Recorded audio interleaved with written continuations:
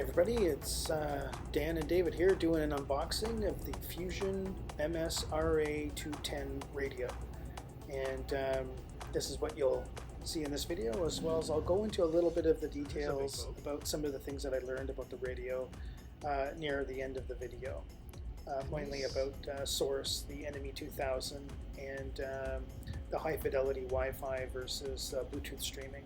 Enjoy this video.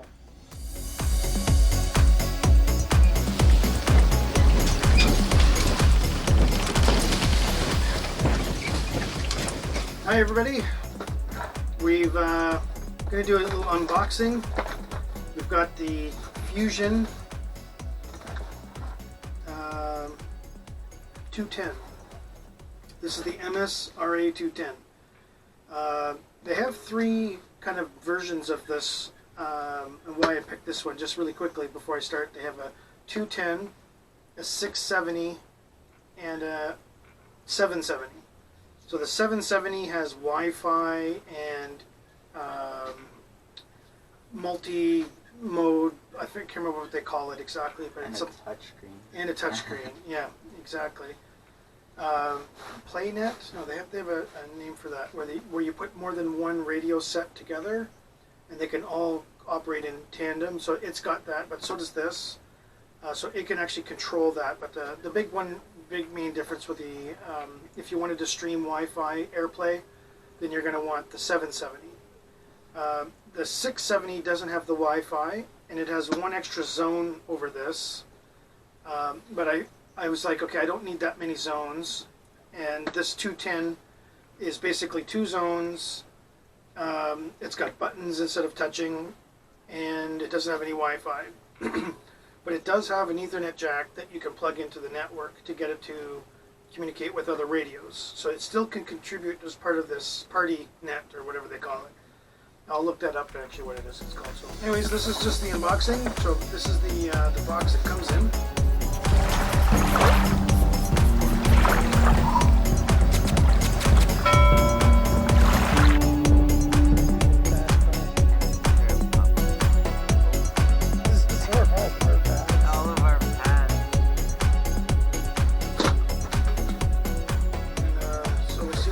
Here, why don't you open it up, pass the pieces up.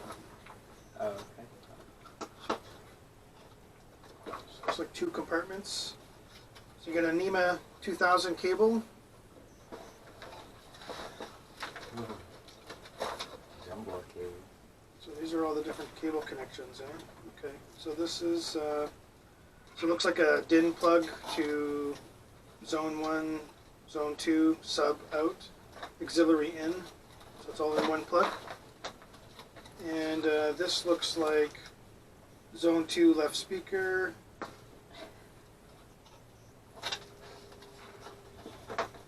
dim. This is the dimmer trigger. Oh, that's interesting. We can actually connect it up to the same lighting that is lighting up the lights in here. So when we turn on the running lights, and then we get the voltage, we can actually tie it to this line, and then it'll dim the screen. Auto dim, yeah. So we'll see how that works. An auto dim? So power, right speaker, left speaker, ground. So this is where the power to the unit comes in. Ignition, 12 volts DC, power. So you have to wire everything individually? Yeah, so this keeps, it's interesting actually. So there's two powers. So there's the key on power, and it's looking for 12 volts on that. I don't know, I have that key for the motor, but I don't think that's relative. Okay, what else is in here? These, I don't know what they are. I think this is two little plastic pieces. These are the faceplate holders that cover up the holes on the radio. Those are the manuals. There's so many. Quick start manual. The important safety product manual. And we've got the detailed installation booklet.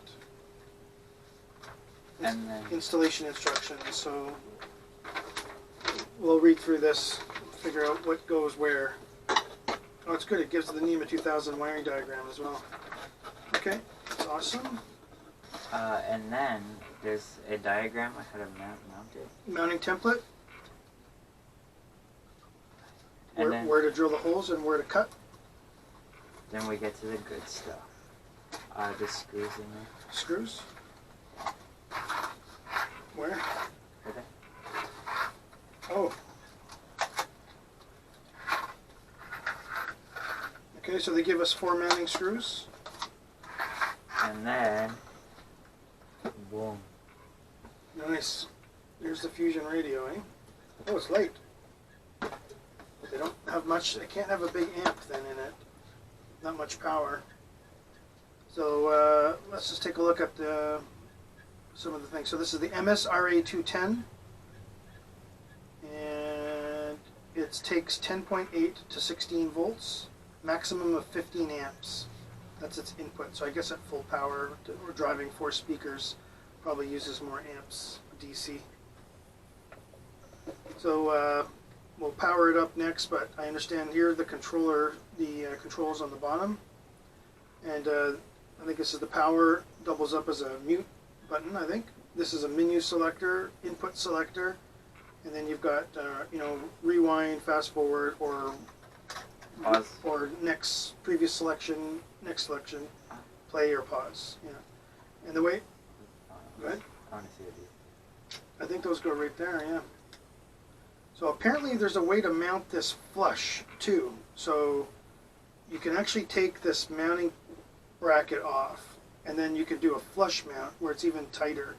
So right now, if you could see here, the face glass is out here. This little plastic piece can actually be taken off. I can see the bolts are right there. So I think there's maybe 6 bolts, or are they up in the top? I'm not sure, but I think this can actually be mounted flush, or maybe it gets mounted behind glass. I don't know. So if you had like a glass, what do they call it, control station, then this could actually be mounted flush, like right inset into the glass. So that would be a pretty cool looking install. Is that what we're going to do? No, I think I'm just going to do this here on the plate. We just need to make sure that we can close this door down. So what we'll do is we'll measure from here to here. And it looks like about an inch. Where's my, I don't remember where my tape measure is, but yeah. So anyways, so that's the Fusion radio. And basically you got your information screen, control knob, and control buttons. Selector and volume. And then on the back, so there's an antenna, so old-fashioned VHF antenna, AM/FM antenna. It's got the NMEA 2000 connector, which is this cable here, so we're going to be using that. And then it's got a Sirius XM tuner. It's got a USB input. There's a fuse. And it's got the 3 DIN connectors. Was there another DIN connector, David? No. Another zone? No, not at all. Because it looks like I have zone 1 and 2, but... Well, you said there's only 2 zones. Yeah, but why would there be an extra connector on the back? So I don't know if we're missing a cable. So we've got the speaker cable and the zone connector, but I don't see that we have an extra cable for here. Okay, we'll have to figure that one out. Yeah, so that's kind of the back. And that's the front. So that's the unboxing. That's what you get. And what else do I know about this radio? So I'll read some of the stuff off the boxes. Wait, look at the product list. Is there a product list? Should be. It's probably in here. Another thing about these radios is that it actually has a DSP, digital signal processor. So it takes the audio and it resamples it, and it optimizes it for splitting it up to subwoofers and all that kind of stuff. And then it's got diffusion link controlled wired via NMEA 2000. So for me, I had to buy this cable here from Raymarine, and this is basically a NMEA 2000 to C-Talk next generation cable. And so this goes into my splitter. I've got a 5-way splitter. I've got one free, so that's going to go in there, and then this connects to the other end of this cable here. So they call this Raymarine calls it device net. So it's basically just an adapter cable. And so that's what we're going to be using that. And then what that's going to allow me to do is on the Axiom chart plotter out on the cockpit, if I want to control the sound, I should be able to do that right from the cockpit. And I won't have to come back down into the cabin here. And it also has the Fusion Link by Bluetooth. So I can use my iPhone with the Fusion app as well to control the volume and things like this. And I think we do some settings. It's called multi-zone technology, so they're 2 independent audio zones. And that's why for us, I've got my old speakers out in the cockpit, and then we're going to install some new ones in here. So we'll have 4 speakers, 2 zones. So we'll have the cabin and the cockpit zone. So that way we can actually independently control the volume in both, or only have volume on one or the other. That'd be cool. Yeah. LCD is optically bonded. Weather resistant, so it is IPX6 and IPX7 ratings, providing confidence. So it's environmental. So I think it's splash proof. It can't be submerged, but it's splash proof. It's a Class D amp. The 4 ohm stereo is capable of providing 200 watts peak power. So I don't know, that seems like a lot, but I doubt it. 4, so that would be like 50 watts per channel, and the speakers we have are 65 watts, I think. So should be good. Bluetooth wireless technology, so we can stream from the Bluetooth to the radio. So on my iPhone, I should be able to push music over that. It's not using the AirPlay, it's just using it like a Bluetooth device. And I believe I can do the same with the Raymarine chart plotter. So the chart plotter should be able to see this as an audio target and then be able to push sounds through that. So if we wanted to watch Netflix, for example, on the chart plotter, which we can do, we could actually use this to have the sound coming out. I'm pretty sure that's how it works. DAB plus ready. I don't know what that is. The latest DAB and DAB broadcasts with an optional module. Okay, so it's ready to take it. And then Sirius XM radio, ready. So it doesn't come with it, but the plug is here in the back.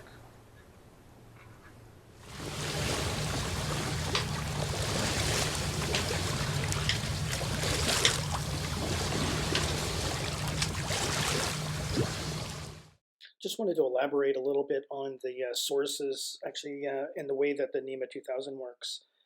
So the NMEA 2000 gives you a direct connect from the chart plotter on the NMEA 2000 network to the radio. You can basically pause it, find as track, that kind of thing, do next, raise and lower the volume. But what really makes more sense is that on the back there's a USB plug. If you had like an iPod or something that you downloaded everything onto, and then just sort of like left it in the back, you can actually control everything through the chart plotter, like you can do track selection, all that kind of thing. Whereas if you're using Bluetooth to stream to it, so for example, on my iPhone, I would be streaming live, like one of the music streaming services, then what happens is the chart plotter over the NMEA 2000 network can only really control the volume, the next track, but it can't see what it is. Whereas with the USB on the back, you actually get the album cover, you get all the details about the radio, all that kind of thing. So it's actually an advantage to use that. And then another comment I just wanted to make was on the fidelity. The higher or the larger radios, the 770 for example, has the Wi-Fi streaming. It's high fidelity, so it has more bandwidth available than Bluetooth streaming. So it doesn't cut off like the highs and the lows. Is basically, so you do get a richer sound on it, but when you use a USB on the back, well then you're not Bluetooth streaming, so you get full fidelity out of it, and there is a difference. It's, if you're listening for it, you can hear it, but on a boat with wind going by and everything else, I don't think it makes any difference. And then maybe one other last comment was that on the larger radios, if you've got a bigger boat, you're going to want the larger radios just because there's a little bit more wattage in the units. And the other thing is that the bundled play where you can control from any deck is more useful. My boat's just too small, so it doesn't really make sense. I probably just could get away with if I wanted a puck, and I could bring the wireless Bluetooth puck with me to go next, volume up or pause. just for some basic controls. Yeah, overall a good radio. Cool. Yeah, it's an optional Sirius XM Connect vehicle tuner. So there's a separate piece that we would add to it, and that's basically satellite. So if we could be pretty much anywhere boating out in the ocean and still getting our music through Sirius XM, which might be useful, especially for things like podcasts on sailing or weather or emergencies or that kind of thing. So that's what we get in the box, and yeah, we're going to do this install here today and see how it goes. So, did I forget anything? Did I forget anything? No, I don't think so. No? Okay. Oh, just the faceplate things, eh? You found that where they go? Yeah. Go right there on the corners, eh? I think so. Yeah. I don't actually know which way. Something like that. Don't push them in because I don't know how to take them out. But yeah, they go there, something like that. So it covers up the screw holes after we get it mounted. Great. Okay, well, thank you, and we'll see you in the next video.